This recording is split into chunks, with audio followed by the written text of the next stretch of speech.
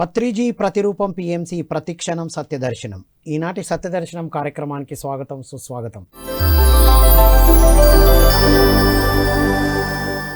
సత్యంతో జీవించడం కోసం మనం ఎన్నో అద్భుతమైన విషయాలు అద్భుతమైన మాస్టర్ల ద్వారా, పుస్తకాల ద్వారా తెలుసుకుంటూ వస్తున్నాం మిత్రులారా. నేటి సత్యదర్శనంలో మనం మే 1 తారీఖున బుద్ధ పౌర్ణమి జరుపుకోబోతున్నాం. మరి బుద్ధ పౌర్ణమి జరుపుకోవడానికి మనం ఎలా ప్రిపేర్ అవ్వాలి ఇప్పటి నుండే అనేది ఈ ఎపిసోడ్ ద్వారా తెలుసుకోబోతున్నాం. సో అదే దయ, ధ్యానం, దయ. ఏమిటి ఈ మూడింటికి సంబంధం? సో ఇప్పటి నుంచి మనం బుద్ధ పౌర్ణమి వరకు ఏం చేయాలి అనేది, తను ఒక బౌద్ధ భిక్షువుగా ఎన్నో ప్రదేశాల్లో సాధన చేసుకొని దాదాపు 3 నెలలు మౌన సాధనలో ఉండి, తను వృత్తిరీత్యా హోమియో డాక్టర్ మరియు సుజో థెరపిస్ట్, ఎన్నో ఆల్టర్నేటివ్ థెరపిస్ట్గా ఇటు ఆరోగ్యాన్ని అటు ఆనందము మరియు ఆధ్యాత్మిక సాధనలు అందిస్తున్నటువంటి డాక్టర్ ఈశ్వర్ రెడ్డి గారి ద్వారా ఈ అద్భుతమైన విషయాలు తెలుసుకుందాం. నమస్కారం సార్. నమస్తే. Welcome to Satyadarshanam sir. Sir, ముందుగా ఈ బౌద్ధ భిక్షు యూజ్ చేసే ఆ శ్లోకం ఉంటుంది కదా సార్, అవును, పాలి భాషలో, దాంతో స్టార్ట్ చేద్దాం. పాలి భాషలో సుత్తాలు అంటారు. సుత్తపీఠిక, వినయపీఠిక, ధమ్మపీఠిక, అభిధమ్మ అని చెప్పేసి 3 ఉంటాయి. దాంట్లో ఫస్ట్ మనం ఏదైనా పని ప్రారంభించే ముందు ప్రార్థన చేస్తారు పాలి భాషలో. పాలి భాష చాలా అద్భుతమైన ఆధ్యాత్మిక భాష. సో ఈ భాష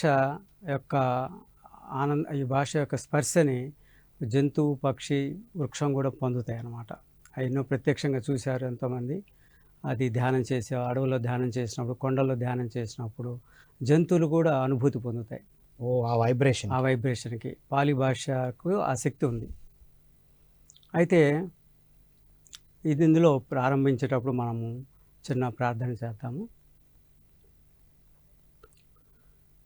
నమో తస్స భగవతో అర్హతో సమ్మా సంబుద్ధస్స. నమో తస్స భగవతో అర్హతో సమ్మా సంబుద్ధస్స. బుద్ధం శరణం గచ్ఛామి, ధమ్మం శరణం గచ్ఛామి, సంఘం శరణం గచ్ఛామి. ఏ చ బుద్ధ అతీత చ, ఏ చ బుద్ధ అనాగత పచుపన్న చ ఏ బుద్ధ అహం వందామి సర్వదా. ఏ చ ధమ్మ అతీత చ, ఏ చ ధమ్మ అనాగత పచుపన్న చ ఏ ధమ్మ అహం వందామి సర్వదా. ఏ చ సంఘ అతీత చ, ఏ చ సంఘ అనాగత పచుపన్న చ ఏ సంఘ అహం వందామి సర్వదా.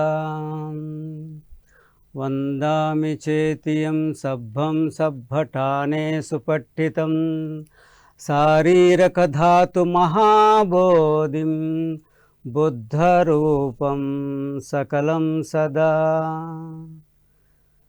ఇమినా పుణ్యకమ్మేన మామే బాల సమాగమో సతం సమాగమో హోతు యవనిబ్బానపత్తియా. కాయేన వాచా చిత్తేన పమాదేన మయా కథం అచ్చయం కమమే భంతే భూరిపన్యతథాగతా. సిరిధితిమతి తేజో జయ సిద్ధి మహిద్ధి మహాగుణం అపరిమిత పుణ్యాధికారస్స సబ్బంతరాయ నివారణ సమత్తస్స. భగవతో అర్హతో సమ్మా సంబుద్ధస్స సబ్బే తే రోగ, సబ్బే తే భయ, సబ్బే తే అంతరాయ, సబ్బే తే దుర్నిమిత్తో, సబ్బే తే అవమంగళ వినసంతు. ఆయ వద్దకో, ధనవద్దకో, సిరి వద్దకో, యశ వద్దకో, బల వద్దకో, వన్న వద్దకో, సుఖ వద్దకో హోతు సబ్బదా. దుఃఖారోగ భయావేరా శోకన సంతు సబ్బదా. అనేక అంతరాయాపి వినసంతు చ తేజసా. జయ సిద్ధి ధనం లాభం, సుత్తి భాగ్యం సుఖం బలం, సిరియాయు చ శతవస్స చ, జీవసిద్ధి భవంతు తే, జీవసిద్ధి భవంతు తే. సుఖీ భవ, be happy. Wonderful vibration sir. ఇది మీ ఫస్ట్ క్లాస్ నుంచి ఎప్పుడు 2013 నుంచి కూడా మీరు ఎప్పుడు ఇది బిగినింగ్ చేసినా కూడా అవును. అదేదో మనకు ఏదో తెలియని తన్మయత్వం, మనమే ఇంతకుముందు అక్కడే ఉన్నామా, ఆ సాధనలు అక్కడ ఉండి చేశామేమో అన్న ఒక ఫీల్ క్రియేట్ అవుతుంది సార్ ఎవ్రీ టైం.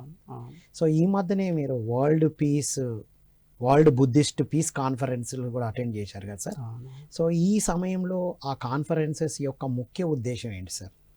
అదే, ప్రపంచవ్యాప్తంగా శాంతి నెలకొల్వాల్సిన అవసరం చాలా ఉంది.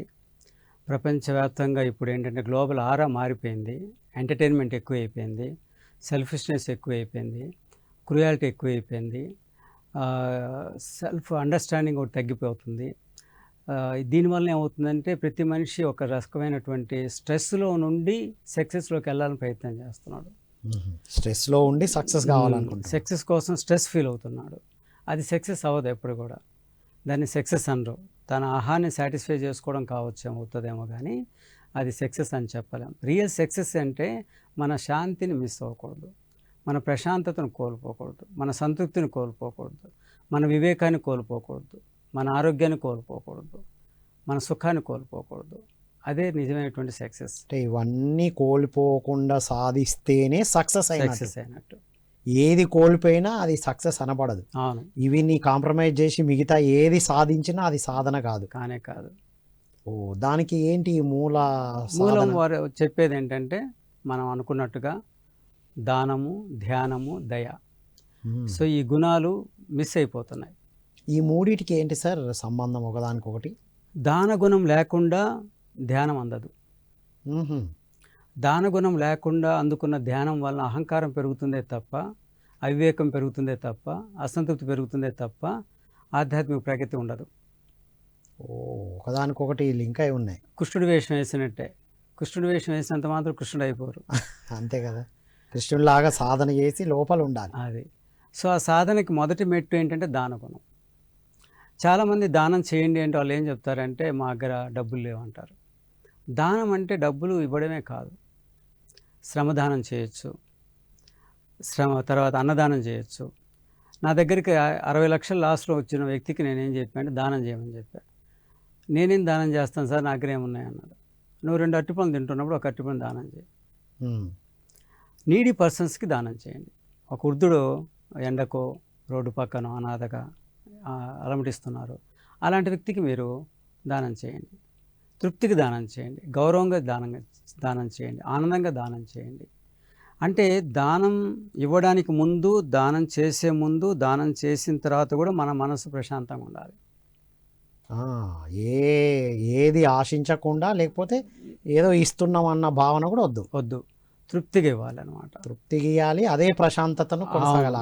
కొందరు ఏంటంటే దానం చేసిన తర్వాత మళ్ళీ బాధపడతారు. అరటిపండు, యాపిల్ 2 ఇచ్చాను, అరటిపండు ఇస్తే సరిపోయేదేమో, యాపిల్ ఇవ్వకుండా ఉంటే బాగుండేదేమో. లేదా అక్కడ ఏదో గుళ్ళో పేరు చదివారని చెప్పి నేను కొద్దిగా ఎమోషనల్ ఫీల్ 1000 రూపాయలు ఎక్కువ ఇచ్చాను, ఇవ్వకపోయింటే నెల సరుకులకు వచ్చాయేమో, 100 ఇస్తే సరిపోయేది, అనవసరంగా ఇచ్చానేమో. ఈ పశ్చాత్తాపం ఉండకూడదు ఎవరికైనా దానం చేసిన తర్వాత. ఏది ఇచ్చినా, ఎంత ఇచ్చినా మళ్ళీ నెక్స్ట్ ఆలోచన ఉండకూడదు. ఇచ్చే ముందు, ఇస్తున్నప్పుడు, ఇచ్చిన తర్వాత కూడా తృప్తిగా ఉండాలి. వావ్, అది దానంలో ఉన్నటువంటి గొప్పతనము. ఆధ్యాత్మిక ప్రగతి సాధించాలంటే మొదటి మెట్టు దానం. దాన గుణం లేకుండా ధ్యానం అందదు. సో అందువలన గృహస్థులందరూ అలవాటు చేసుకోవాల్సింది ఏంటంటే దానం. ఎవరైనా అశాంతిగా ఉన్నప్పుడు వాళ్ళు దానం చేసి చూడమని చెప్పండి. ప్రాక్టికల్గా మనం ఏదో కండిషన్గా చెప్తున్నట్టు కాదు. ఇవన్నీ మన ఆధ్యాత్మిక సాధనకు రక్షణ తప్ప, మెట్లే తప్ప, ఇవేవో కండిషన్స్ కాదు, కమాండ్స్ కాదు. అది బుద్ధుల వారు ఎప్పుడు ఎక్కడ కమాండ్స్ ఇవ్వలేదు. ఇవ్వలేదు. నేను ఇలా చేస్తే ఇలా అయింది, మీరు చేయండి అంతే, అది మీ ఇష్టం. బట్ ఇలా చేస్తేనే, ఇలా నిప్పులో చేయి పెడితే కాలుతున్నది ఎంత సత్యమో ఈ ధర్మం అంత సత్యమైంది. కాబట్టే ప్రపంచవ్యాప్తంగా కుల మతాలకు అతీతంగా చాలామంది మేధావులు చాలా దేశాల్లో బౌద్ధాన్ని ఆచరిస్తున్నారు. ఈ మెయిన్ బేసిక్ ప్రిన్సిపల్ని అంతే. ఎందుకంటే వీళ్ళకి మూఢనమ్మకాలు ఉండవు. బౌద్ధంలో మూఢనమ్మకాలకి ఆవగింజంత కూడా అవకాశం లేనే లేదు. నువ్వు ఇది చేస్తే ఇది పొందుతావు. వ్యక్తి పూజ, వ్యక్తిని ప్రశంసించడం. ఇప్పటిదాకా నేను చేసిన ప్రార్థనలో కూడా మూర్ఖులకు దూరంగా ఉండు, తర్వాత బుద్ధుడు అంటే వ్యక్తి కాదు, ఆ గుణము, ఆ ఎన్లైట్మెంట్ పర్సన్స్కి నమస్కారం చేసుకుంటున్నాం. వినయం ఉండాలి.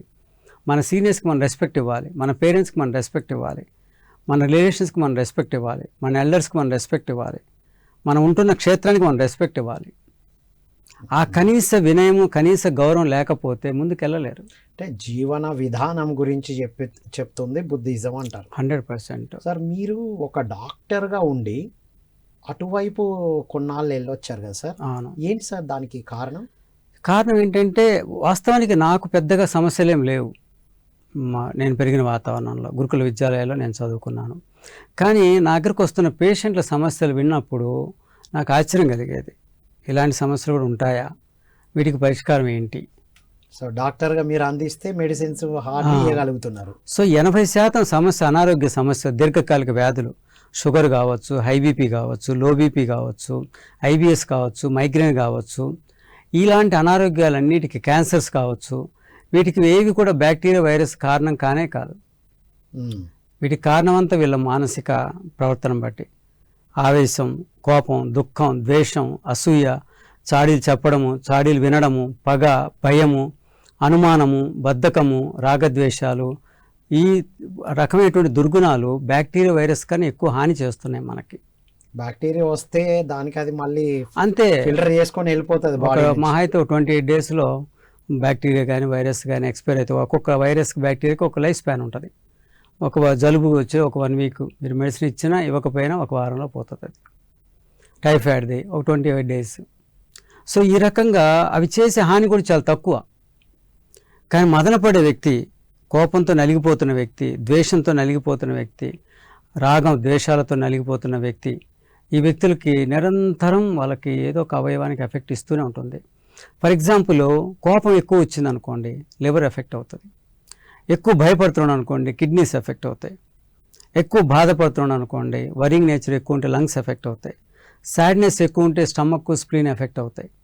ఇట్లా ఒక్కొక్క ఎమోషన్కి ఒక్కొక్క ఆర్గాన్, ఒక్కొక్క సిస్టమ్ ఎఫెక్ట్ అవుతుంది. హార్ట్ మాత్రం అన్ని రకాల ఎమోషన్స్కి ఎఫెక్ట్ అవుతుంది. ఇదేమో ఒక్కొక్క దానికి ఒక్కొక్కటి అయితే ఈ అన్ని ఎమోషన్స్ హార్ట్ ఓవరాల్గా దాని మీద పడుతుంది. అందుకోసమే బౌద్ధానికి దాన గుణం అనేది హృదయం లాంటిది. అచ్చా, ఈ అన్నిటికీ సొల్యూషన్ ఇది. సొల్యూషన్ అంటే ఆ ఒక్క గుణం ఉంటే ఇవన్నీ ఆటోమేటిక్గా అంటే మీరు ఇవన్నీ తెలుసుకొని ఒక్కసారి అటు సాధనకి వెళ్ళి అందరికి స్ప్రెడ్ చేద్దామన్నా సార్? అంతే. అనేక సార్లు నేను 99లో ఉన్నప్పుడు కొన్ని నాకు పర్సనల్ ప్రాబ్లమ్స్ వచ్చినప్పుడు వాటిని ఎలా ఎదుర్కోవాలో నాకు అర్థం కాలేదు. ఏ పుస్తకాలు వాటికి సొల్యూషన్స్ కనపడలేదు. అప్పుడు నేను పర్సనల్గానే ఉండడం కోసం 10 రోజులు విపశ్యన ధ్యానం చేయడము, తర్వాత గురువుగారి ఆశ్రమాలకు వెళ్ళి 1 సంవత్సరం కాలము ఒక పూట భోజనం చేస్తూ, కొన్ని నియమాలు పాటిస్తూ, బౌద్ధ దీక్ష తీసుకుంటూ, భిక్షకెళ్తూ, ఇంటింటికి భిక్షకెళ్తూ అది కూడా చేశాను. శ్మశానానికి వెళ్తూ, డెడ్ బాడీ బర్న్ అవుతుంటే చూడడము, శ్మశానంలో ధ్యానం చేయడము. ఇదంతా ఎక్కడ సార్? ఇవన్నీ నేను హుబ్లీలో చేశాను. హుబ్లీ. అలాగే కొన్ని సాధనలు సిద్ధగిరి అని బెంగళూరుకి హుబ్లీకి మధ్యలో ఉంటుంది, అక్కడ చేశాను. అట్లా వేరు కొన్ని బౌద్ధ క్షేత్రాల్లో చేశాము. ఒక 26 డేస్ నేను బౌద్ధ ఆరామాలు, బుద్ధగయ, సార్నాథ్, కుషీనగరు, లుంబిని, రాజగిరి, వైశాలి, నలంద, ఈ ప్లేసెస్ అన్నిట్లో బౌద్ధయాత్రలాగా కొద్దిమంది భిక్షులతో వెళ్ళి అక్కడ ధ్యానం చేశాం. సో ఈ ప్రతి చోట ఒక అనుభూతి, ప్రతి చోట ఏదో ఒక లాభం మనకు కలుగుతూనే ఉంది, ఏదో పరిపక్వత పెరుగుతూనే ఉంది. సో ఏదైతే అసంతృప్తి నాకు కలుగుతుందో దానికి మళ్ళీ సంతృప్తి వచ్చేంత వరకు, ఏదైతే అనుమానం నాకు వస్తుందో ఆ సందేహం నివృత్తి అయ్యేంత వరకు నేను ఏదో ఒక గురువు గారి దగ్గర సాధన చేస్తుండేవాడిని. చేసిన తర్వాత దాని మీద నాకు మళ్ళీ అవగాహన పెరిగిన తర్వాత అప్పటికి ఇంకా నాకు అన్నీ తెలిసిన భావంతో వచ్చేసేవాడిని. వచ్చి మళ్ళీ ప్రాక్టీస్ స్టార్ట్ చేసేవాడిని, మళ్ళీ పేషెంట్కి హెల్ప్ చేసేవాడిని. మళ్ళీ 1 సంవత్సరం 2 సంవత్సరాల తర్వాత మళ్ళీ కొన్ని కొత్త సమస్యలు వచ్చేవి. మళ్ళా కాదు విన్న వాటితో అరే ఇంకా మనం పరిష్కారం సంపూర్ణంగా ఇవ్వలేకపోతున్నాం అని ఫీల్ అయ్యి నేను చూసాను కదా, ఒక 1 year కనబడతారు. నెక్స్ట్ నాకు ఎన్నిసార్లు కనబడతారు, నేను వెళ్తున్నాను ఇంకా మళ్ళీ 1 year అన్నారు. తర్వాత మళ్ళీ కొన్నాళ్ళు వెళ్ళారు. అట్లా శ్రీలంక, మన ఇండియాలో ఫారెస్ట్ మానస్ట్రీస్ లేవు, అవి శ్రీలంకలో ఉన్నాయి. Top Indian world top forest మానస్ట్రీలో కూడా ఒక 3 months మౌనంగా ఉండి ధ్యానం చేయడం ద్వారా అక్కడ జరుగుతుంది ధ్యానం అంతే. ఒక 15 రోజులు మౌనంలోనే మనకు అద్భుతం జరుగుతుంది. స్వయం ఆ ప్లేస్ లో ఉండాలంటే బుద్ధిస్ట్ మాంక్ గా కంప్లీట్ టర్న్ అవ్వాలా? అట్లేం లేదు, వైట్ డ్రెస్ లో ఉండొచ్చు, సేవ చేసుకుంటూ, లేదా భిక్షుగా అయినా ఉండొచ్చు, మన ఇష్టం. సో ఇలా మీరు వెళ్ళి తెలుసుకొని వచ్చి మళ్ళీ ఇక్కడ ఫామ్ అయిన దాన్ని క్లెన్స్ చేసుకోవడానికి మళ్ళీ వెళ్ళేవాడిని. సో ఓవరాల్ గా అటు వెళ్ళారు, ఇటు ఉన్నారు. అంటే ప్రాపంచిక జీవితం 100% ప్రాపంచిక జీవితంలో ఉన్నారు సార్, అటు 100% ఆధ్యాత్మికతలో ఉన్నారు. సో దీన్ని బట్టి మీరు తెలుసుకున్న ఏంటి సార్ సూత్రం? ఈ గృహస్థులకి బౌద్ధ ఆశ్రమాలకి ఒక అవినాభావ సంబంధం ఉండాలి. ఓకే. సో అందువల్ల అప్పుడు ఏమవుతుందంటే ఆశ్రమాలు డెవలప్ అవుతాయి, ఈ గృహస్థులు డెవలప్ అవుతారు. వీళ్ళు కంప్లీట్గా ఎక్స్ట్రీమ్గా కేవలం పనిలోనే ఉన్నారనుకోండి, ధర్మం అందకపోతే అల్ల కొల్లలం అయిపోతారు. కేవలం ధర్మం మాత్రమే ఉండి గృహస్థ ధర్మం లేకపోతే అది కూడా. బుద్ధుడు అయిన తర్వాత, సిద్ధార్థుడు బుద్ధుడు అయిన తర్వాత చాలామంది రాజకుమారులు ఆయన స్నేహితులు కాబట్టి వాళ్ళందరూ భిక్షులుగా మారారు. ఒక 60 మంది మారినప్పుడు వాళ్ళు భిక్షకి వెళ్తున్నప్పుడు వాళ్ళ పర్సనాలిటీ చాలా బాగుండేవి. చాలామంది వాళ్ళని దూషించేవాళ్ళు, ఏం బాగానే ఉన్నారు, కష్టపడచ్చు కదా అని చెప్పేసి. అది వాళ్ళకి నచ్చక బుద్ధుడి దగ్గరికి వచ్చి, బుద్ధ ఎందుకు మనకి కష్టాలు, ఈ అడవిలోనే కొంత పొలం తీసుకొని మేము పండిస్తాము, మన పంట మనమే పండించుకొని మనమే తిందాము అంటే, బుద్ధులు అది కాదు మన పని, అది గృహస్థుల పని. నీ పుణ్యం బాగుంటే నీకు దానం అందుతుంది, నీకు వాళ్ళు దానం చేస్తే వాళ్ళకి ధ్యానం అందుతుంది, నీకు వాళ్ళకు రుణం ఏర్పడాలి. సో వాళ్ళు చేసే దానం అనేది భవిష్యత్తులో వాళ్ళ ధర్మం అందుకోవడానికి ఇది ఒక వారధిలాగా పనికి వస్తుంది. అంటే ఇప్పుడు భిక్ష అడిగినప్పుడు ఎవరైతే భిక్ష వేస్తారో ఒక కనెక్షన్ ఏర్పడి వారికి అప్పుడు ఈ ధర్మం అందే అవకాశం ఉంటది ఎప్పుడైనా. సో వాళ్ళని చూస్తారు, అరే వీళ్ళు ఇంత ప్రశాంతంగా ఎలా ఉంటున్నారు, ఇంత ఆనందంగా ఎలా ఉంటున్నారు. వాళ్ళకు ఒకప్పుడు కుటుంబాలు ఉండేవి, రాజులుగా ఉండేవాళ్ళు, అలాంటి వ్యక్తులు ఎలా వీళ్ళు అయ్యారు అని వీళ్ళకి ఒక ఇన్స్పిరేషన్ కలుగుతుంది. అంటే ఏ స్పీచెస్ లేకుండా అంతే ప్రాక్టికల్ గా ఒక టూల్ మౌనంగా అందిపోతుంది. ఏం లేదు, చిరునవ్వుతో వెళ్ళి ఇస్తే తీసుకోవడం, లేకపోతే ఇప్పుడు మీ దోశల్లో 1 kg మల్లెపూలు ఉన్నాయనుకోండి, స్మెల్ అందరికి వస్తుందిగా, మొత్తం పాముడు కావచ్చు, పండితుడు కావచ్చు. మల్లెపూలు చెప్పవుగా, హలో నేను వచ్చాను మల్లెపూలు స్మెల్ చూడండి చెప్పవు కదా. సో అవసరం లేదు. అలాగా ధ్యానం ప్రగతి పెరిగే కొద్దీ మీ చుట్టూ ఒక ఆరా, ఒక కాంతి అనేది అందరికీ ఉంటుంది, అది కొద్ది బ్రైట్నెస్ పెరుగుతుంది. అలా బుద్ధుడి ఆరా 7 to 8 kilometers ఉంటుంది అంటారు. 7 to 8 kilometers. ఆ కిలోమీటర్స్ రేడియస్లో పులి ఉన్నా, జింక ఉన్నా, సింహం ఉన్నా సరే వాటిల్లో ఒక పులికి జింకను తినాలని కానీ, కుందేళ్ళని తినాలని కానీ భావన రాదు. అవన్నీ ఆయన ప్రాంగణంలో సాధు జంతువులాగా జీవించేవి. సో ఇవన్నీ చెప్పడం కన్నా ప్రాక్టికల్ చేసే కొద్దీ మన సాధనలో ఏమీ అర్థం కాని వాళ్ళు కూడా, పామర్లు కూడా, చదువు రాని వాళ్ళు కూడా ఆయన సంపర్కంలో ఆనందంగా ఉండేవాళ్ళు, ఒక అనుభూతి పొందేవాళ్ళు. లైక్ ఇప్పుడు మనం మల్లె తోట వేసి రైతులాగా దాన్ని కష్టపడి నీళ్లు పోసి సాగు చేయకపోయినా మల్లెపూలు తీసుకొచ్చిన వ్యక్తి దగ్గర మనం ఉంటే ఆ స్మెల్ మనం పొందగలుగుతాం కదా. అదే సజ్జన సాంగత్యం. Super sir. మీరు మరి భిక్షకి వెళ్ళారు కదా, మీరు ఇటువైపు ఒక డాక్టర్గా మంచి ఉన్నతమైన చదువులు చదివారు, అటు వెళ్ళారు. ఆ భిక్షతో మళ్ళీ ఇక్కడికి వచ్చారు. అంటే మీకు ఏం నేర్చుకున్నారు సార్? అంటే భిక్షకి వెళ్ళేటప్పుడు ఏమవుతుంటే భిక్ష పాత్ర తీసుకొని ఒక ఇంటి ముందు మనం నిలబడతాం, అడగం, భిక్షాన్ దేహని అడగం. అచ్చా, నిలబడ్డాం అంతే. 3 minutes నిలబడతాం. ఆ 3 minutesలో వాళ్ళు మనకి దానం చేస్తే సరే, చేయకపోతే ఆ గది నుంచి, ఆ ఇంటి నుంచి ఇంకొక ఇంటికి వెళ్ళిపోతాం. వాళ్ళే చూసి ఇవ్వాలి అంతే. మనం సౌండ్ చేయడం కానీ, దగ్గడం కానీ, గేట్ శబ్దం చేయడం కానీ, బెల్ నొక్కడం కానీ అలాంటివి ఏమి చేయాలి. ఇంటికి కూడా లేవు. లేవు. పోయి నిలబడాలి అంతే. నిలబడి ఏం చేస్తాం, వాళ్ళకి మైత్రి ఇస్తాం. మైత్రి సాధన కూడా చెప్పారు మీరు. అదే దయాగుణం. ఉమ్, ఈ ఇంట్లో ఉన్న వాళ్ళకి ధర్మం అందాలి, ఇంట్లో ఉన్న వాళ్ళు ఆరోగ్యంగా ఉండాలి, ఇంట్లో ఉన్న వాళ్ళు ఆనందంగా ఉండాలి. మనకి ఇచ్చిన ఇవ్వకపోయినా వాళ్ళ ఇంటి ముందు మనం నిలబడ్డాం కదా, చక్కగా ఆ రకంగా చేస్తుంటాం. లాస్ట్ మినిట్లో మనం వెళ్తుంటే వాళ్ళు ఆగండి మేము దానం చేస్తామని అంటే అప్పుడు మనం ఆగి వాళ్ళ దానాన్ని స్వీకరిస్తాం. అందులో వాళ్ళు అప్పుడే వండుకున్న మనం 6 సూర్యుడు ఉదయించాక వెళ్తాం, 6-6:30కి వెళ్తాం. వాళ్ళు ఉదయాన్నే రాత్రి మిగిలిపోయిన అన్నం పెట్టచ్చు, లేదా రాత్రి మిగిలిపోయిన ఉప్మా పెట్టచ్చు. ఇంకొక ఇంటికి వెళ్తే వాళ్ళు అందులో సాంబార్ పోయచ్చు, ఇంకొక ఇంటికి వెళ్తే వాళ్ళు అందులో పాయసం వేస్తారు. ఇలా వెళ్తుంటే ఒక గుడిసెలో ఉండే ఒక అతను మా దగ్గరికి వచ్చేసి, స్వామి మా ఇంటికి కూడా రండి, మేము దానం చేస్తాం అన్నారు. సరే అలా రిక్వెస్ట్ చేసినప్పుడు వాళ్ళకి ఇవ్వాలి, వాళ్ళకి శ్రద్ధ ఉందని వెళ్తే అతను ఏం చేశాడు, బిస్కెట్లు బ్రెడ్ పొడి చేసేసాడు మా దాంట్లో, అందులో వేసాడు. సో జనరల్గా అలా తినాలంటే చాలా కష్టం ఉంటుంది. ఏమాత్రం రుచి మీద వ్యామోహం ఉంటే అందులో మనం వాళ్ళ దానగుణం చూడాలంతే. అంతే, రుచి చూడడం కాదు, వాళ్ళు ఏం పెట్టారు, అన్నం పప్పు చారు ఇట్లా నిన్నడదా ఇప్పటిదా చూడకూడదు. సో కొత్తలో నేను ఆ డాక్టర్ మైండ్ సెట్తో మరీ సద్దనాలు పెడుతున్నారు కదా, ఉదయాన్నే వెళ్తే గురువుగారితో చెప్పా, కొద్దిగా 9-9:30కి వెళ్దాం ఆ స్వామి కొద్దిగా టిఫిన్ రెడీ అయి ఉంటా, వేడివేడి తినచ్చులే అని చెప్పేసి. అంటే అప్పుడు అన్నారు, అట్లా ఫ్రెష్ ఫుడ్ మనకెందుకు, వాళ్ళు పడేసుకునే ఫుడ్ మనం తింటే వాళ్ళకి శ్రమ తగ్గుతుంది, వాళ్ళకి పుణ్యం కూడా వస్తుంది, మనకి ఈ శరీరం నిలబడడానికి ఎంత అవసరం అంత శక్తి వస్తుంది అని చెప్పాను వాళ్ళ మాట. అంటే ఇచ్చే వాళ్ళకి ఏమొస్తుందో తెలియదు కానీ ఆ తీసుకునే విధానంతో మనకు అది జరుగుతుంది అనేది ఇక్కడ ఒక అల్టిమేట్ థింగ్ ఉన్నది సార్. ఇచ్చేవాళ్ళు ఏమున్నది, ఊరికే పడేసే బదులు వచ్చారు కాబట్టి ఇస్తామన్న భావన వాళ్ళకు ఉండొచ్చు, కానీ తీసుకునే విధానం గురించి ఇప్పుడు అర్థమవుతుంది సార్. దీంట్లో డబ్బులు కానీ రైస్ కానీ అంటే విడిగా పప్పు ధాన్యాలు కానీ ఇలాంటివి ఏమి తీసుకోరు, ఓన్లీ ఆహారం ఆ పూటకు ఉపయోగపడేదే తీసుకుంటాం. కొందరు అడుగుతారు, మా దగ్గర ఏం వండలేదు, ఒక 100 రూపాయలు తీసుకోండి అంటే అట్లా తీసుకోరు. డబ్బులు కానీ వండని కానీ తీసుకోవడాలు లేవు. సో ఆ రకంగా మనం మళ్ళీ ఆశ్రమానికి వెళ్ళాక ఎవరెవరైతే దానం చేశారో వాళ్ళందరినీ తలుచుకుంటూ వాళ్ళకి పుణ్యం అందాలని ధ్యానం చేసి వాళ్ళకి మైత్రి ఇచ్చి వాళ్ళ ఆరోగ్యంగా ఉండాలి, ఆనందంగా ఉండాలి, వాళ్ళలో ధ్యానం, వారికి ధ్యానం అందాలి, ధర్మం అందాలి అని కోరుకుంటూ ఈ ఆహారాన్ని వాళ్ళ శ్రమదానం, వాళ్ళ కష్టం, వాళ్ళ చెమట మనం తింటున్నాం సార్. బుద్ధుల వారు చేసిన ప్రచారమే ఈ రోజు మనం ఇంత హ్యాపీగా కుర్చీలో కూర్చొని ఏసీలో కూర్చొని ధ్యానం చేస్తున్నాం. అవునవును, దీన్ని బట్టి అర్థమైంది మనకి.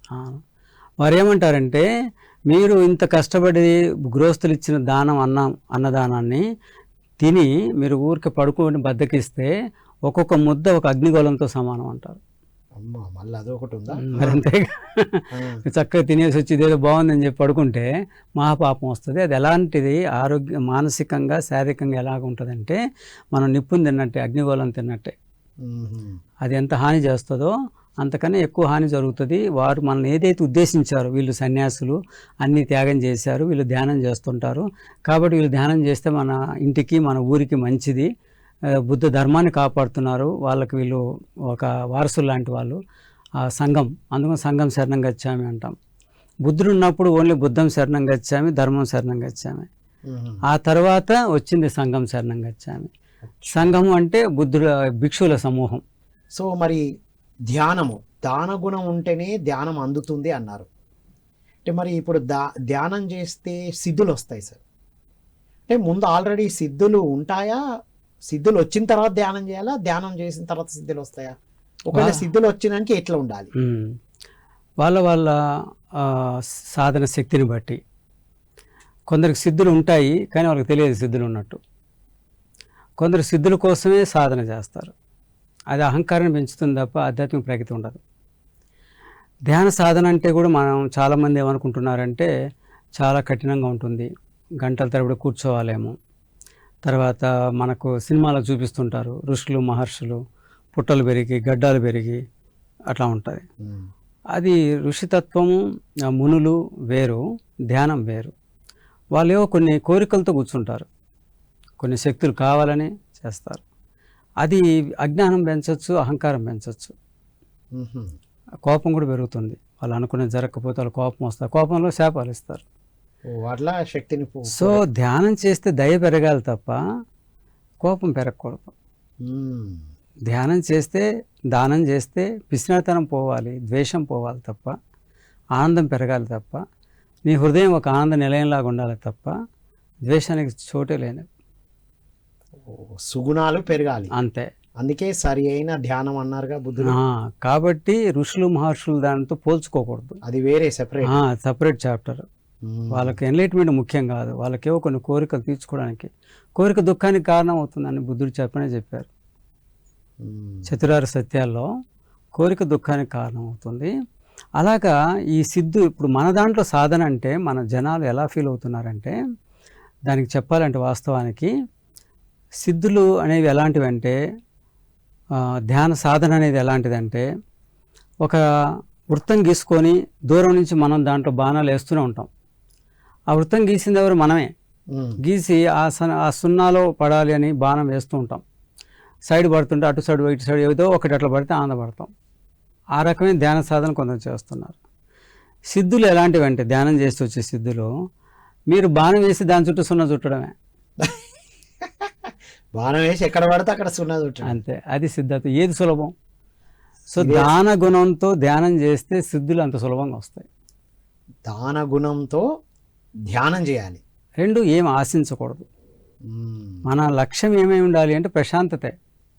నేను ప్రశాంతంగా ఉండాలి, అంతే. ఆ ప్రశాంతతో తప్పనిసరిగా కొన్ని సిద్ధులు వస్తాయి. మన మనస్సు క్రమశిక్షణతో ఉన్నప్పుడు దాన గుణం ద్వారా, త్యాగ గుణం ద్వారా, శీల గుణం ద్వారా, అధిష్టాన గుణం ద్వారా, సహన గుణం ద్వారా, మైత్రి గుణం ద్వారా, కరుణ గుణం ద్వారా, సమత గుణం ద్వారా వచ్చేటువంటి ధ్యానం అనేది మనిషికి సిద్ధులు ఇచ్చినా సరే వాళ్ళు వాటిని మిస్యూజ్ చేయరు. వాళ్ళు మళ్ళీ ఇతరుల ధ్యాన ప్రగతికే వాడతారు, ధ్యానంలో వాళ్ళని ప్రోత్సహించడానికి వాడతారు తప్ప. ఒక సందర్భంలో ఒక చోటకి బుద్ధుడు వెళ్తున్నప్పుడు అక్కడ కొందరు శిష్యులు 2-3 కనిపిస్తారు ఆయనకి. అతన్ని అడుగుతారు బుద్ధుడు, మీరు ఎక్కడికి వెళ్తున్నారు, మీ లక్ష్యం ఏంటి అంటే, మీ గురువు ఎవరంటే, మా గురువు బుద్ధుడు, ఆయన కోసం మేము తిరుగుతున్నాము. అయితే ఓకే, ఆయన మీ గురువు కావచ్చు, నీ లక్ష్యం ఏంటి అంటే, నేను ఎన్లైట్మెంట్ అవ్వాలనుకుంటున్నా. ఓకే, ఎన్లైట్మెంట్ అవ్వాలంటే నేను చెప్పింది పాటించమ్మా, ఈ రకంగా చెయ్యి అని చెప్పేసి ఆయన ఒక సొల్యూషన్ చెప్తారు. చెప్పేసరికి అతను ఎన్లైట్ అవుతాడు. కానీ కనీసం బుద్ధుడు, అరే మీరు ఎత్తుకుతున్న బుద్ధుడు ఎవరో కదా నేనని చెప్పలేదు కూడా చెప్పాడు. ఎందుకంటే అక్కడ అవసరం లేదు, అనవసరంగా ఏమి చెప్పుకోవాల్సిన అవసరం లేదు. అక్కడ నువ్వు వాళ్ళ దాహం తీర్చాలి, దాహం తీర్చేసావు. ఈ నీళ్ళు ఎక్కడి నుంచి తెచ్చాను, నేను ఎంత కష్టపడ్డాను, ఈ కుండ ఎక్కడ కొన్నాను, ఈయన అవసరం లేదు. అనవసరమైనవి ఏవి లేకుండా ఉండడమే ధ్యాన శక్తి, ధ్యాన సాధన. వాళ్ళు ఆకలితో ఉన్నారు, ఆకలి తెచ్చాలి. ఎదుటి వాళ్ళకి ఏం కావాలో అది ఇచ్చి పంపించి, ఇచ్చేది ఎవరైతే ఏంటి అదేంటి, నేనే ఇది అని చెప్పాల్సిన అవసరం కూడా లేదు. Oh my God. సో అంత అహం అనేది ఉండదు. నేను నాది అనేది దానగుణంతో తగ్గిపోతూ వస్తుంటుంది. ఫస్ట్ ఇది తగ్గితే అది ఆ ప్రశాంతత, ఆ సరి అయిన ధ్యానం అప్పుడు రైట్ మెడిటేషన్ అంటారు, విత్ రైట్ అండర్స్టాండింగ్. మీరు అక్కడ ఇలాగే సాధన చేసేవారు సార్? మీరు బౌద్ధ భిక్షుకు ఉన్నప్పుడు? భిక్షుకు 220 నియమాలు ఉంటాయి. ఆ 220 నియమాల్లో గృహస్థులు కనీసం ఒక 70 నియమాలు పాటించవచ్చు. గృహస్థులకు కూడా ఉపయోగపడేవి. అంటే పౌర్ణమి రోజు ఎలా ఉండాలి, అష్టమి రోజు ఎలా ఉండాలి, ఏకాదశికి ఎలా ఉండాలి, ఇంట్లో ఎలా ఉండాలి, భార్యను ఎలా చూసుకోవాలి, భర్తతో ఎలా ఉండాలి, ఆహారం ఎలా తీసుకోవాలి, తర్వాత చలికాలం ఎలా ఉండాలి, వర్షాకాలం ఎలా ఉండాలి, అనారోగ్యం వస్తే ఎలా ఉండాలి, ఇవన్నీ కూడా బుద్ధుడు గృహస్థులకు కూడా చెప్పారు. సో ఫస్ట్ ఒక భిక్షువు ఎలా ఉండాలో కాకుండా ఒక గృహస్థులుగా ఎలా ఉండాలో, అంటే మీ ద్వారా ఎక్కడెక్కడ ఎవరెవరికి అందించాలో అన్ని రంగాల వాళ్ళకి అందించే సబ్జెక్ట్ అంతా అక్కడ ఇచ్చేసారు. ఆయన జీవిత కాలంలో 84,000 ప్రవచనాలు చెప్పారు. 84,000 ప్రవచనాలు. అందులో మొదటి ప్రవచనం, చివరి ప్రవచనం చాలా ప్రాముఖ్యత ఉంటుంది. ఆ మొదటి ప్రవచనం సారం అర్థం చేసుకుంటే చాలు, మనకు ఎన్లైట్ అవుతాం. ఎన్లైట్ అవ్వడానికి ఆయన ఎలా తెలుసుకున్నారో చెప్తూ వచ్చారు. ప్రతి చోట ఆయన అనుభవాలు చెప్తూ వచ్చారు. అంతేగాని ఇలా చేయండి, మీరు ఇలా ఉండండి అని ఎక్కడ చెప్పండి. క్రిస్టల్ క్లియర్ అనమాట ఆయన సాధన అనేది. ఇలా చేయండి, మీకు ఇలా జరుగుతుంది. అందువలన చాలామంది ఆకర్షితులయ్యేవాళ్ళు. చాలామంది మొదట్లో కొందరు బ్రాహ్మణులు యజ్ఞయాగాలు చేసేవాళ్ళు, బలులు ఇచ్చేవాళ్ళు, వీళ్ళని కోపగించుకునేవాళ్ళు, అసహించుకునేవాళ్ళు, దూరం పెట్టేవాళ్ళు, గొడవ పడేవాళ్ళు. రాను రాను వాళ్ళే భిక్షులుగా మారిపోయారు. వారితో వాదించడానికి వెళ్ళిన పండితులు కూడా వాళ్ళ మూర్ఖత్వాన్ని ప్రదర్శించి దాన్ని పక్కన పెట్టి మళ్ళీ వాళ్ళు కూడా భిక్షులైన సందర్భాలు ఉన్నాయి. అలాగే బందిపోడు దొంగలు భిక్షులయ్యారు, వేశ్యలు భిక్షులయ్యారు, యువరాజులు భిక్షులయ్యారు. ఇక్కడ మైండ్లో టర్నింగ్ పాయింట్ రావాలి. అది రావడం కోసం ఏం కావాలంటే తన మోసం చేసుకోకూడదు. మన కోపం వస్తున్నా, మన ద్వేషం కలుగుతున్నా, మనకు కృతజ్ఞత భావం లేకపోయినా ఎందుకు నాలో లేదు అని ప్రయత్నం చేస్తూ ఉంటే ఆ తపన అనేది ధర్మం వైపు మన పుణ్యం కొద్దీ తీసుకెళ్ళిపోతుంటుంది. Right sir. ధ్యానము అంత ఎక్కువ చేసేది కాదన్న, అంటే ధ్యానం అంటే ఎంతసేపు చేయాలి, ఎలా చేయాలి అని చెప్తారు అక్కడ? ఇక్కడ ఏంటంటే సార్, ధ్యానం అంటే ఫస్ట్ నేర్చుకోవాల్సింది, తెలుసుకోవాల్సింది ఏంటంటే రైట్ అండర్స్టాండింగ్, సరైన అవగాహన. ఎందుకు అంటే మనం ఎందుకు ధ్యానం చేయాలి? First intention. ఒక ఆడుకుంటున్న పిల్లవాడు ఆల్రెడీ ధ్యానంలో ఉన్నాడు, వాడు ఆనందంగా ఉన్నాడు. వాడిని పిలిచి నువ్వు కళ్ళు మూసుకో, హాస్పిటల్ వేసుకో, చేతులు ఇలా పెట్టు, అలా పెట్టు, నిటారుగుండు అని బలవంతం చేస్తే వాడికి కోపం వస్తుంది, అసహ్యం కలుగుతుంది. వాడు ఆనందంగా ఉన్నాడు, వాడికి ఇంకా కష్టం నష్టం తెలియలేదు. అప్పుడే అతను ఎందుకు మనం ధ్యానం వైపు లాగాలి? సో ఇది ఎలా ఉంటుందంటే, ఈ పండితుల ప్రవర్తన, ఇంట్లో వాళ్ళ ప్రవర్తన, ఒక అన్నయ్య తమ్ముడిని కొట్టాడు అనుకోండి, అరే నువ్వు పెద్దవాడే చిన్నవాడిని కొడతావా అని కోపంతో తల్లి ఏం చేస్తుంది? పెద్దవాడిని కొడుతుంది. కొట్టినందుకు ఇంకొక పనిష్మెంట్. నువ్వు ఎందుకు అబ్బాయిని కొట్టావు? నువ్వు వాడికి మంచిగా చెప్పొచ్చు కదా, వాడు నా పోలికలు ఉన్నాయని వాడు నువ్వు ఎక్కువ కొడుతున్నావు అని చెప్పేసి భర్త భార్యను కొడతాడు. కొడితే అప్పుడు మామయ్య కోపం వస్తుంది, ఆడపిల్లని కొడతావా, నువ్వు భార్యను కొడతావా అని చెప్పి ఆయన ఏం చేస్తున్నాడు? కొడుకుని కొడుతున్నాడు. ఇక్కడ అందరూ అంటున్నది ఏంటి? కొట్టద్దు, బట్ వీళ్ళు చేస్తున్నది ఏంటి? కొడుతున్నారు. దాన్ని కండిషన్ మైండ్ అంటారు. తెలియకుండా వాళ్ళు ఏం చేస్తున్నారో తెలియకుండా ఒక అన్కాన్షియస్గా వాళ్ళు బ్లైండ్గా మైండ్ఫుల్నెస్ లేకుండా కొట్టడం. ఏది చేయొద్దు అంటున్నారో అదే చేస్తూ అంటున్నారు. సిగరెట్ తాగొద్దు అని సిగరెట్ తాగుతూ చెప్పినట్టు చెప్పాలంటే. So wonderful sir. మరి ఇప్పుడు ఈ దయాగుణం సార్, దయాగుణం పెరగాలి అంటే ఫస్ట్ ధ్యానం ఎలా చేయాలి, ధ్యానం చేయాలా, సహజంగా జరుగుతుందా, మన అవగాహన, మన కోపం ఎక్కువ వచ్చిండొచ్చు, మనం మేలు చేస్తుండొచ్చు, మనం ఒక పుణ్యక్షేత్రం వెళ్ళి వస్తుండొచ్చు, మనకు ఒక యాక్సిడెంట్ జరగచ్చు, యాక్సిడెంట్ జరిగితే చెడు అని, ఏదైనా అనారోగ్యం వస్తే చెడు అని, మనం పుణ్యక్షేత్రానికి వెళ్ళి వస్తున్నాం కాబట్టి మనకు అన్నీ నిరాటంకంగా సాగాలని కోరుకోవడం కానీ, ఇలాంటివన్నీ ఏంటంటే సరైన అండర్స్టాండింగ్ లేకపోవడం. ఏది సరికానిది అనేది ఏమీ లేదు ఇక్కడ. మైండ్ఫుల్నెస్, నువ్వు ఎరుకతో ఉండు, వర్తమానంలో ఉండు ఫస్ట్, ఏది జరుగుతున్నా అంతే. అది మంచి చెడు. ఒక ఆకు నీళ్ళల్లో కొట్టుకుంటూ పోతుంది. ఆకు ఏమనుకుంటుందంటే నేను ఒడ్డున ఒక చెక్క మీద ఉండాలి, ఒక చెక్క మీద కూర్చోవాలి, నా మీద ఒక 4-3 చుక్కలే నీళ్లు ఉండాలి, ఆ నీళ్ళ మీద సూర్యుడు తేజస్ పడాలి, ఇట్లా అనుకుంటూ అది ఉందనుకోండి, ప్రశాంతంగా ఉండలేదు అది. అప్పుడు ఏదో గట్టున పోతున్న ఒక జంతువు, ముసలో చేపో, నువ్వు చేయవలసింది అది కాదు, నువ్వేం కోరుకోవద్దు, ఆ ప్రవాహంలో వెళ్తున్నావు, ఎలా వెళ్తున్నావు అలా వెళ్ళనివ్వు, యాక్సెప్ట్ చేయి, నువ్వు ఎంజాయ్ చేస్తావు. కానీ ఇప్పుడు జరుగుతున్నది ఫ్లోటింగ్, నదీ ప్రవాహంలో నువ్వు నీరు పల్లమెరుగు అన్నట్టు వెళ్ళిపోతున్నావు. నువ్వు ఎదురు ఇదాలన్నా ఎక్కడో గట్టు మీద కూర్చోవాలంటే జరిగే పని కాదు అది. అప్పుడు ఫ్లో అవుతున్న దాన్ని గమనిస్తూ వర్తమానంలో లేకుండా గతం భవిష్యత్తులో నలిగిపోవద్దు. వర్తమానంలో సంపూర్ణంగా జీవించాలి. You should be very responsible for each and every breath అంటారు అన్నమాట. ప్రతి ఉచ్ఛ్వాస నిశ్వాసకు మనం అకౌంటబుల్గా ఉండాలి, బాధ్యతగా ఉండాలి. ప్రతి ఉచ్ఛ్వాస నిశ్వాసకి మీరు గమనించే ఉచ్ఛ్వాస నిశ్వాసలే మీ శక్తి, మీ ప్రాణశక్తి. మీరు అన్కాన్షియస్ అయినప్పుడు అది విలువ లేదు వాటికి. కాన్షియస్గా మనం నోట్లు లెక్క పెట్టుకునేటప్పుడు 10,000 కౌంట్ చేస్తున్నప్పుడు ఎక్కడైనా కన్ఫ్యూజన్ వచ్చిందనుకోండి, మనం మళ్ళీ స్టార్ట్ చేస్తాం. అలాగా మన ఉచ్ఛ్వాస నిశ్వాసాలని నిరంతరత అనేది మిస్ అవ్వకుండా వీలైనన్ని ఎక్కువ సార్లు గమనిస్తూ పర్ డే 22,000-27,000 ఉచ్ఛ్వాస నిశ్వాసాలు జరుగుతూ ఉంటాయి. అందులో ఎన్ని మీరు గమనిస్తారో అంత మీ జీతం అనుకోండి. అంత జీతం ఇప్పుడు గమనిస్తారు. ఎవరైనా పని చేసినందుకు కాదు, నువ్వు బ్రెత్లు గమనించినందుకు శాలరీ అంటే ఇప్పుడు స్టార్ట్ చేస్తారు.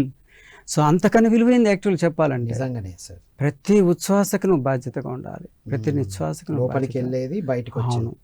10 శ్వాసలు కూడా కౌంట్ చేయలేక కళ్ళు మూసుకోగానే కళ్ళలో జరుగుతుంటుంది ప్రారంభంలో తెలియనప్పుడు. ప్రశాంతంగా కళ్ళు సహజంగా మూసుకుంటారు మీరు ఆనందంగా ఉంటే. అలా గమనిస్తూనే మూసుకుంటారు. ఎంతసేపు ఉండాలో ఉంటాం. దాంట్లో పట్టు వచ్చింది అనుకోండి, మీరు నడుస్తూ ధ్యానం చేయొచ్చు, మీరు మాట్లాడుతూ ధ్యానం చేయొచ్చు, మీరు భోంచేస్తూ ధ్యానం చేయొచ్చు, మీరు మంచినీళ్ళు కూడా తాగుతూ ధ్యానం చేయొచ్చు. దాన్ని డ్రింకింగ్ మెడిటేషన్ అంటారు, దీన్ని ఈటింగ్ మెడిటేషన్ అంటారు, దాన్ని వాకింగ్ మెడిటేషన్ అంటారు, దీన్ని వర్కింగ్ మెడిటేషన్ అంటారు. వావ్ సార్, అంటే మీరు చెప్పిన ప్రకారంగా దాన గుణం ఉంటే ధ్యానము అందుతుంది.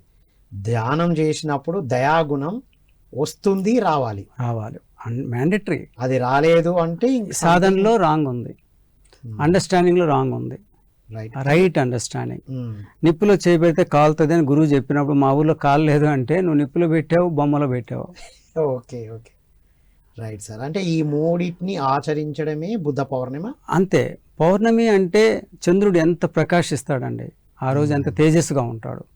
సో మీలో ఉన్నటువంటి దుర్గుణాలు పోతే, తృష్ణత్రయం అంటారు, రాగద్వేష మోహాలు అనేవి భగ్నం అయిపోతే, కాలిపోతే, అర్హం అయిపోతే నువ్వు అర్హంతుడు అయిపోతావు. అర్హంతుడు అయినప్పుడు ఏం చెప్తారు బుద్ధుడు అంటే 1000 సూర్యుల కన్నా గొప్పగా ప్రకాశిస్తావు నువ్వు అంటారు. 1000 సూర్యకాంతుల కన్నా నువ్వు గొప్పగా ప్రకాశిస్తావు. అరిహంత అయితేనే అంత ప్రకాశం ఉంటుంది. సో పౌర్ణమి అంటే ప్రతి పౌర్ణమికి బౌద్ధంలో ఒక విశిష్టత ఉంది. ఆ పౌర్ణమి రోజు చంద్రుడు ఎంత ప్రకాశిస్తాడో, ఆవగింజంత కూడా నలుపు లేకుండా, అలాగ మన మనస్సు కూడా ఈ రాగద్వేష మోహాన్ని జయించేసి అంత ప్రకాశవంతంగా ఉండాలి. నెంబర్ 1. నెంబర్ 2 ఏంటంటే పౌర్ణమికి సముద్ర అలలు పెరుగుతూ ఉంటాయి. మన శరీరంలో కూడా ఎక్కువ శాతం నీరే ఉంటుంది, 70-75% వాటరే ఉంటుంది. సో మనలో కూడా సంతోషంగా ఉంటే ఇంకా ఎక్కువ సంతోషంగా ఉంటాం, దుఃఖంగా ఉంటే ఎక్కువ దుఃఖంగా ఉంటాం. అప్పుడు ఆ ఎమోషన్ ఏది ఉంటే అది ఎక్కువ అవుతుంది. అందువల్ల కొందరు చూడండి, ఎవరైనా అబ్నార్మల్ బిహేవ్ చేస్తుంటే ఏంటి ఈరోజు అమావాస్యనా అంటారు, పౌర్ణమి అంటారు, మా అబ్బాయి పౌర్ణమి కొద్దిగా అగ్రెసివ్ బిహేవ్ చేస్తారండి అంటాడు. అందుకోసం ఆ రోజు ఆహారం మితంగా తీసుకొని ఏకభుక్తం చేసి, ఏకభుక్తే మహాయోగి అంటారు, మహాధ్యాని అంటారు. సో ఒక పూట భోజనం చేసుకోవడము, లేదంటే ఆ రోజంతా సరదాగా పండ్లు తింటూ, ఆకలి అయితేనే పండ్లు తినడం, మంచినీళ్ళు తాగుతుండడం, ధ్యానం చేస్తుంటే ఆ పౌర్ణమి శక్తి మనలో ఉన్నటువంటి ఆధ్యాత్మిక శక్తిని పెంచుతుంది, మనలో ఉన్నటువంటి అనారోగ్యాన్ని తగ్గిస్తుంది, మనలో ఉన్నటువంటి వ్యాధి నిరోధక శక్తిని పెంచుతుంది. సో మానసికంగా, శారీరకంగా, ఆధ్యాత్మికంగా కూడా ఎంతో మేలు జరుగుతుంది ఈ పౌర్ణమి రోజు. ముఖ్యంగా ఎవ్రీ పౌర్ణమికి జరుగుతుంది. ఇప్పుడు పౌర్ణమి సమయాల్లో కూడా ఇవ్వరు కదా సార్, మెడిసిన్ ఇవ్వను. సో అదొకటి. ఎందుకంటే అగ్రెసివ్, వాళ్ళకి అగ్రివేషన్ అయ్యే ఛాన్సెస్ ఎక్కువ. అంటే అది ఆటోమేటిక్గా నెక్స్ట్ డేకి సెటిల్ డౌన్ అవుతుంది కాబట్టి చూసి 3 days తర్వాత ఇస్తాం అనమాట. సో అందువల్ల ఏంటంటే మనం తెలుసుకోవాల్సింది ఏంటంటే ధ్యానం అనేది ఒక దయాగుణంతో ఉండడం అనేది ఎంత సంతోషకరమైన విషయం అండి. దాంట్లో కష్టమేముంది, అదేమన్నా ప్రాక్టీస్ చేయాలా? అది చాలామంది అంటారు ప్రేమించడము అంటే అది రాగాన్ని ప్రేమ అనుకోకూడదు. మనం చాలామంది గృహస్థులు వాడే లేబుల్స్, వర్డ్స్కి అర్థం ఒకటి ఉంటుంది, వాళ్ళు అనేది ఒకదానికి అంటున్నారు. ఇక్కడ ఎరుకతో ఉన్నారో లేదని అక్కడే తెలిసిపోతుంది. Right sir. ఎరుకతో ఉంటే ఆ వ్యక్తి అలా మాట్లాడు. సో మొత్తం మీద ఎరుకతో ఉండడం, వర్తమానంలో జీవిస్తూ శ్వాసను మ్యాక్సిమం శ్వాసల్ని గమనిస్తూ ఉండడం అనేది సాధన చేయాలి. సరే సార్, ఇప్పుడు గృహస్థులు సాధకులు ఎట్లాగో బుద్ధ పౌర్ణమిని జరుపుకుంటారు, గృహస్థులు ఈ బుద్ధ పౌర్ణమిని ఎలా జరుపుకోవాలి, ఏం చేయాలి ఆ రోజు? యాక్చువల్గా చాలా బుద్ధిస్ట్ కంట్రీస్లో పౌర్ణమి రోజు గవర్నమెంట్ హాలిడే ఇస్తుంది, దానికి అంత ప్రాముఖ్యత ఉంది. ఆ రోజు వైట్ డ్రెస్ వేసుకొని వీళ్ళందరూ బౌద్ధ క్షేత్రాలకు వెళ్ళి, బౌద్ధ ఆశ్రమాలకు వెళ్ళి అక్కడ భిక్షుల ద్వారా ధర్మ ప్రవచనం వింటారు. ఆ రోజు అందరికీ హాలిడే, అందుకోసం స్పిరిచువల్ హాలిడే. సో అక్కడ మౌనంగా ఉంటారు, ధ్యానం చేస్తారు, ఆశ్రమ నియమాలు, అక్కడ చెప్పిన భిక్షు నియమాలు పాటిస్తారు. దీంతో వాళ్ళకున్న ఆ నెల రోజుల్లో ఏదన్నా వాళ్ళకి మనసుకు కష్టం కలిగిన డౌట్లు అడుగుతారు, క్లియర్ చేసుకుంటారు. సో దానివల్ల వాళ్ళు కమింగ్ మళ్ళీ పౌర్ణమి వరకు ఆనందంగా ఉంటారు. ఈ మధ్యలో మళ్ళీ ఏదైనా సందేహం వస్తే మళ్ళీ ఆ పౌర్ణమి రోజు క్లియర్ చేసుకుంటారు. ఆ పౌర్ణమి రోజు కొన్ని నియమాలు చెప్పారు. ఏమిటి, ఒక పూట భోజనం చేయండి, లేదా ఫ్రూట్స్ తినండి, మౌనం వీలైనంత ఎక్కువ మౌనంగా ఉండండి, ఆ శరీరం మీద, వస్త్రాల మీద, అలంకరణ మీద వ్యామోహంతో కాకుండా సింపుల్గా వైట్ వేసుకోండి, అలంకరించుకోవద్దు, ఎత్తైన ప్లేసుల మీద, ఉన్నత ఆసనాల మీద పడుకోవద్దు, సింపుల్గా ఉండండి, సంగీతానికి, మ్యూజిక్ వీటికి అడిక్ట్ అవ్వకండి, అలాగే ఏ రకమైనటువంటి అలవాట్లకు బానిస అవ్వకండి, నీ శక్తి, నీ యుక్తి, నీ బలం అంతా నీ యొక్క ఆధ్యాత్మిక ప్రగతికి సద్వినియోగం చేసుకోండి అని బౌద్ధులు ఎంతో గొప్పగా వాళ్ళు పాటిస్తూ చెప్తారు కాబట్టి అది చాలా ఎక్కువ ప్రభావం చూపిస్తుంది గృహస్థుల మీద. సార్ పౌర్ణమికి ఇంత ఇంపార్టెన్స్ ఉన్నప్పుడు అమావాస్యకు ఏమైనా ఇంపార్టెన్స్ ఉందా సార్? అంతే, సాధన? ఒకటి శక్తిని ఇస్తుంది, ఇంకోటి శక్తిని తీస్తుంది. అక్కడ జాగ్రత్తగా ఉండాలి, ఇక్కడ రిసీవ్ చేసుకోవాలి. అచ్చా, ఇక్కడ రిసీవ్ చేసుకోవాలి, నెక్స్ట్ 15 days కి అక్కడ మళ్ళీ. అంతే, బంగారం కొట్లో మీరు బంగారం కొన్నారు, దాని ఇంటికి జాగ్రత్తగా తీసుకెళ్ళాలి. Okay okay okay. జాగ్రత్త తీసుకోకపోతే అది 10 మంది చూశారంటే అది మిస్యూజ్ అవుతుంది. మనలో అంధకారమే అమావాస్య, అజ్ఞానమే అమావాస్య, అనారోగ్యమే అమావాస్య, అసంతృప్తి అమావాస్య, అవివేకమే అమావాస్య, ఆ తీసేయడమే పౌర్ణమి. ఓ అంతే, అమావాస్య తీసేస్తే అయిపోయాయి, ఆ తీసేసేయాలి, అప్పుడు పౌర్ణమి వచ్చేస్తుంది. వావ్. అనుభవంతో కూడిన ప్రజ్ఞ మనలో డెవలప్ అవుతుంది. అనుభవంతో కూడిన జ్ఞానమే ప్రజ్ఞ. లేకపోతే అహంకారం వచ్చేస్తుంది. చాలామంది శాస్త్రాలు చదివి, త్రిపీఠకాలు చదివి, లేదా పెద్ద పెద్ద గ్రంథాలు చదివి, పురాణాలు చదివి మాకు చాలా జ్ఞానం ఉందని చెప్పేసి అట్లా ఒక 6 మంది జ్ఞానులు ఒక రైల్వే స్టేషన్లో కూర్చొని విపరీతంగా డిస్కస్ చేసుకుంటున్నారు, ధర్మం అది ఇదని. ఆ టీలు అమ్ముకునేవాడు వాళ్ళని అబ్జర్వ్ చేస్తూ అప్పుడప్పుడు వెళ్ళి వాళ్ళకి టీలు ఇస్తున్నాడు. వాళ్ళు వెళ్ళాల్సిన ట్రైన్ లేటుగా వచ్చింది, ఇంకా లేట్ ఉంది, ఇంకో గంట, ఇంకో 2 గంటలు, 3 గంటలు. వాడు టీ 2-3 సార్లు ఇస్తున్నాడు, వాళ్ళు తాగుతున్నారు. వాళ్ళ యొక్క డిస్కషన్ ఇతనికి కూడా ఆనందం కలుగుతుంది. అరే ఏదో పురాణాలు అంటున్నారు, ఏదో పెద్ద పెద్ద శ్లోకాలు చెప్తున్నారు, అది ఇది అని చెప్పి వింటున్నాడు. అయితే తర్వాత ట్రైన్ వచ్చింది, ఒక 4-5 hours తర్వాత ట్రైన్ వచ్చింది. ట్రైన్ వస్తే పరిగెత్తుకుంటూ ఎక్కేశారు. అందులో ఒక వ్యక్తి ఎక్కలేదు. ఎక్కకుండా అతను తల మీద చేయి పెట్టుకుని ఇలా కూర్చుంటాడు అనమాట. అప్పుడు ఆ టీ అమ్మే పిల్లవాడు వచ్చి, ఏంటి సార్ అందరూ వెళ్ళిపోయారు, మీ మిత్రులంతా వెళ్ళిపోయారని దుఃఖపడుతున్నారు అంటే, లేదు వాళ్ళు నన్ను ఎక్కించడానికి వచ్చారు. ఎక్కడానికి వచ్చిన వాళ్ళు ఎక్కారు, ఎక్కాల్సిన వ్యక్తి ఎక్కలేదు. సో అహంకారం ఉన్నా జ్ఞానం ఎక్కువ ఉండి అజ్ఞానం ఉంటే ఇలాగే జరుగుతుంది. ప్రాక్టికాలిటీలో దెబ్బతింటారు. ఓకే. మైండ్ఫుల్నెస్ ఉండదు, అన్కాన్షియస్గా ఉంటారు, చైతన్యం ఉండదు, ప్రజ్ఞ ఉండదు, జ్ఞానం ఉంటుంది. జ్ఞానముకి ప్రజ్ఞకి ఏంటి సార్ డిఫరెన్స్? జ్ఞానం పుస్తకాలు చదివితే వస్తుంది, ప్రజ్ఞ అనుభవంతో వస్తుంది. ఆ జ్ఞానాన్ని అప్లై చేస్తూ వచ్చేది ప్రజ్ఞ. Knowledge is food for ego అంటారు. Knowledge is food for ego. మీరు చాలా ఒక పాయింట్లో రాశారు పుస్తకంలో, అహంకారానికి ఆహారం పోసినట్టే అని. అంతే. సో అహంకారానికి మనం పునాది, అహంకారానికి బలం ఇచ్చినట్టే అవుతుంది. ఊరికే జ్ఞానం అంటే నాకు ఇది తెలుసు, నీకు తెలిసే ఆ శ్లోకం, నాకు ఈ శ్లోకం తెలుసు అని ఏదో డబ్బులు చదివేస్తే కాదు. అనుభూతితో తృప్తిగా చేయాలి ఏది చేసినా. నీకోసం, ప్రదర్శన కోసం మొదలుపెట్టారా వీక్ అయిపోతారు, అవమానం ఎదురవుతుంది.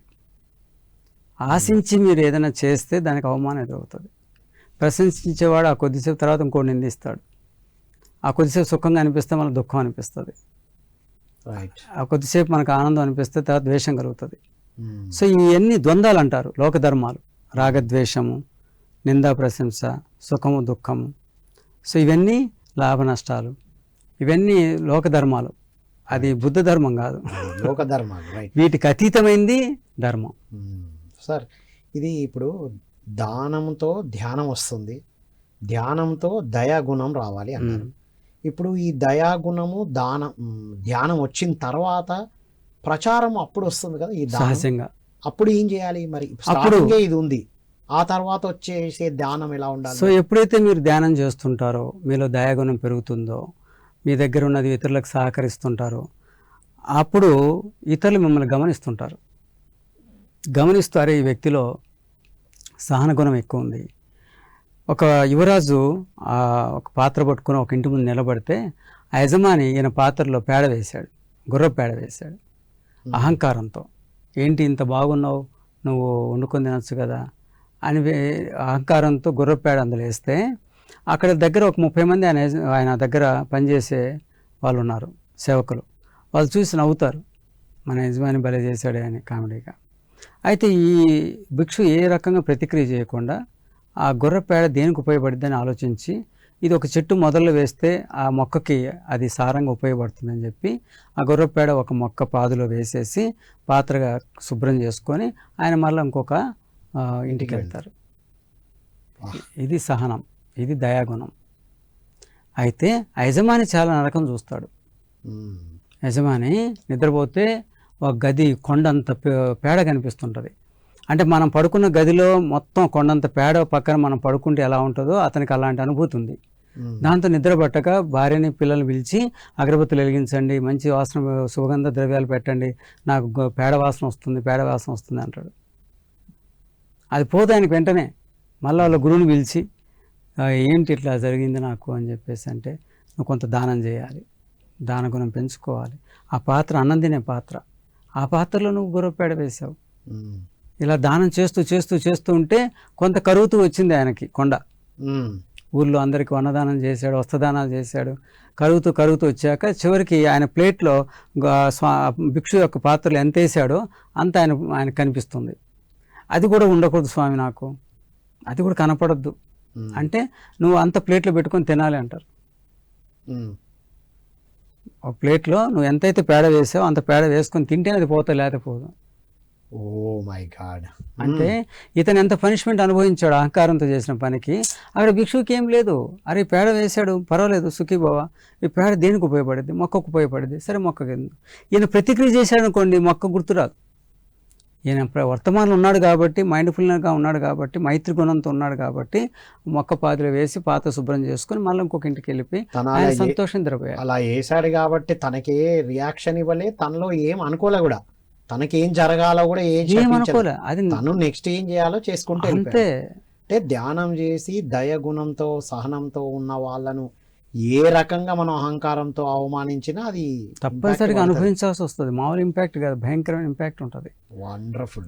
ఒక నిప్పులో చేయి పెడితే కాలుతుంది అనేది ఎంత సత్యం. అది మీరు వెలిగించిన నిప్పు అయినా, మీ నాన్నగారు వెలిగించిందైనా, మీ భార్య వెలిగించిన నిప్పు అయినా, మీరు పొగుడుతూ చేయబెట్టినా తిడుతూ చేయబెట్టినా కాల్చడం దాని స్వభావం అనే సత్యం మనం తెలుసుకుంటే, వివేకంతో మనం ఉంటే, వర్తమానంలో మనం ఉంటే, ఆ అగ్ని మీద ఒక పాత్ర పెట్టి దాంట్లో నీళ్లు పోసి ఇంత బియ్యం పోస్తే అది అన్నం పెడుతుంది.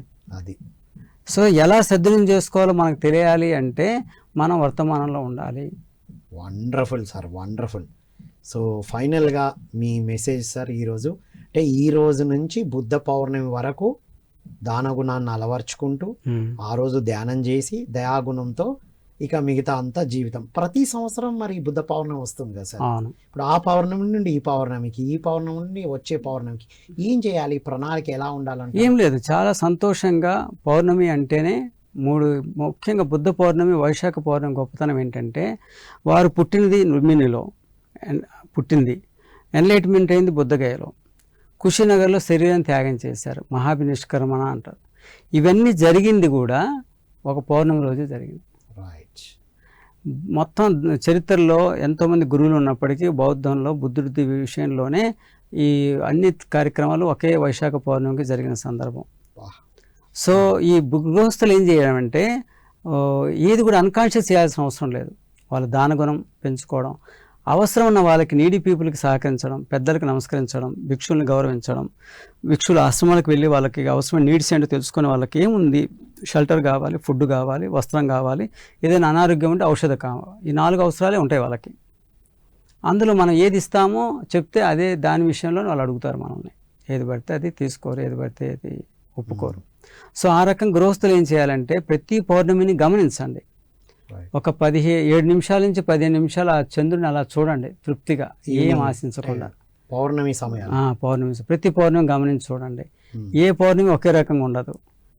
సో మీ అనుభూతి కూడా ఒకే రకంగా ఉండదు.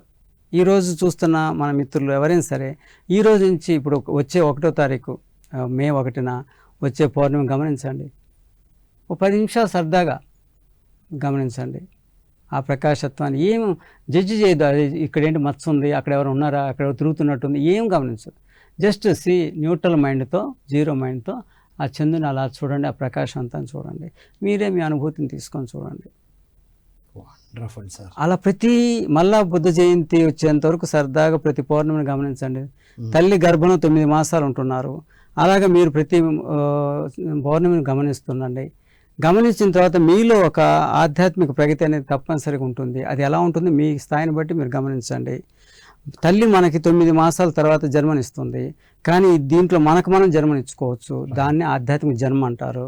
ప్రతి వ్యక్తిలో ఉన్నటువంటి ఆధ్యాత్మిక బీజాలు మొలకెత్తడానికి సారం అందుతుంది పౌర్ణమి రోజు. వండర్ఫుల్ సార్, చాలా అద్భుతం. అసలు బుద్ధ పౌర్ణమి అంటే ఆ రోజే చేయాల్సిన సాధన అనుకున్నాం, కానీ మనం ముందు నుండే ప్రిపేర్ అవ్వాలని. సో ఈ రోజు నుంచే దానగుణంతో ఉంటూ ధ్యానం అనేది ఇప్పుడు అర్థం చేసుకొని చేస్తూ దయాగుణాన్ని కలిగి ఉండాలి. సుగుణాలు కలిగి ఉండడమే ధ్యానం. పౌర్ణం. Wonderful sir, thank you so much sir. సంతోషం. సో ఇదండి మిత్రులారా, విన్నాం కదా, దానగుణమే ధ్యాన సాధనకి అర్హతను తీసుకొస్తుంది. ధ్యానం చేసినప్పుడు దయాగుణం కలగాలి. ఎంత అద్భుతంగా వివరించారు వారు. అనుభవపూర్వకంగా బౌద్ధ భిక్షువుగా, ఇటు డాక్టర్గా చదివినా అక్కడికి వెళ్ళి ఈ సాధనలన్నీ చేసి అనుభవపూర్వకంగా తెలుసుకొని వచ్చారు మిత్రులారా. సో పౌర్ణమి అంటే సుగుణాలను కలిగి ఉండడం. ఇవాళ ఒక అల్టిమేట్ పాయింట్ తెలుసుకున్నాం మనం.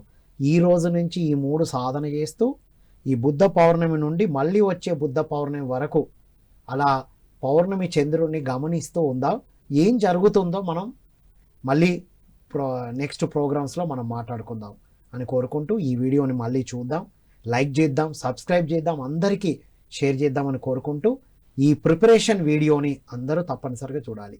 So thank you one and all. మరో కార్యక్రమంలో మళ్ళీ కలుద్దాం. అంతవరకు సెలవు.